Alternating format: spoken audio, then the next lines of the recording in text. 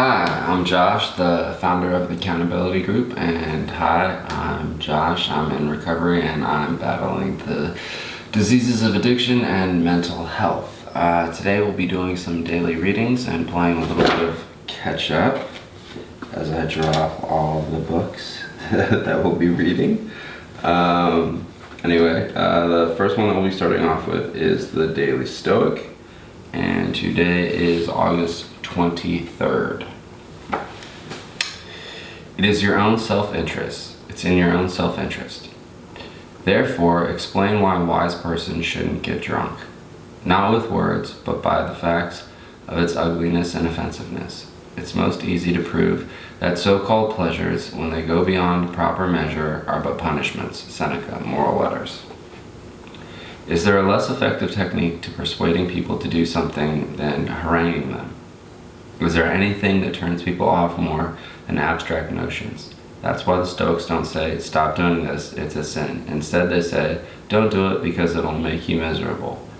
They don't say, pleasure isn't pleasurable. They say, endless pleasure becomes its own form of punishment.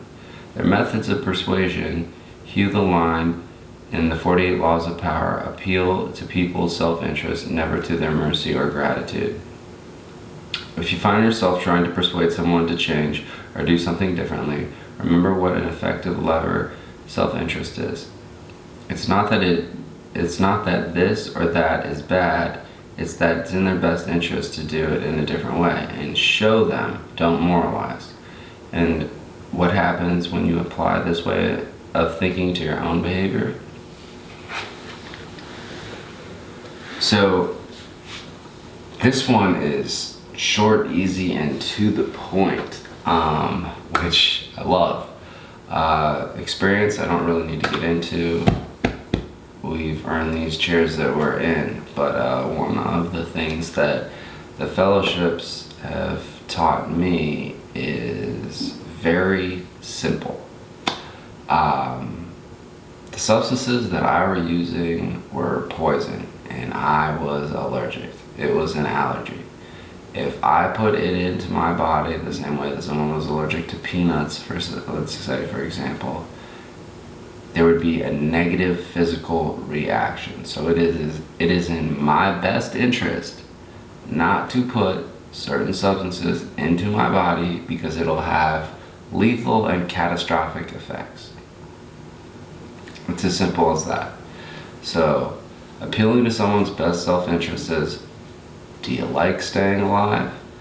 And sometimes that was a hard question for me to answer, to be honest with you. I mean, one of the fellowships that I was in, it was called the slow suicide, which was just like, you keep using the same substance over and over again, and it wouldn't immediately kill you, but it would do a significant amount of damage that over a prolonged period of time, we only have three options: jails, institutions, and death, and it eventually get to that third one. So it's in my personal best self-interest not to put a variety of different substances into my body, because it will have severely negative and lethal consequences.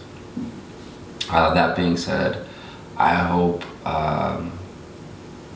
that at some point, if not today, you're able to come to the same realization that I came to at the beginning of my road to recovery and my sobriety, is that I'm allergic to certain things that other people aren't allergic to. I can eat peanuts, but I can't use certain things, because the same way this person needs an EpiPen when they have peanuts in their food and they didn't mean to eat it.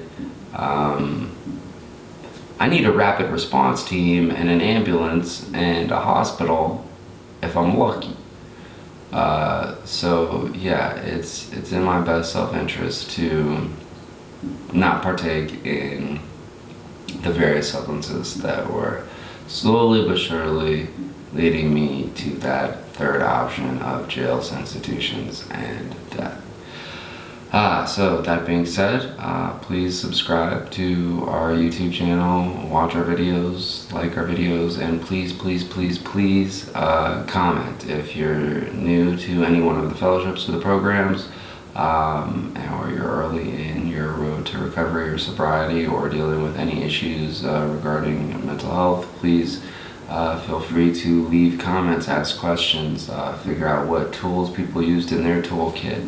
I suffer from co-occurring disorders, so I have a therapist and a psychiatrist and doctors to deal with one side of things, and then I have a sponsor, a grant sponsor, and my fellowships and meetings and other things to deal with another side of things, because one hand washes the other, and if one gets too far out of control, it can potentially influence the other, so I have to be mindful of both.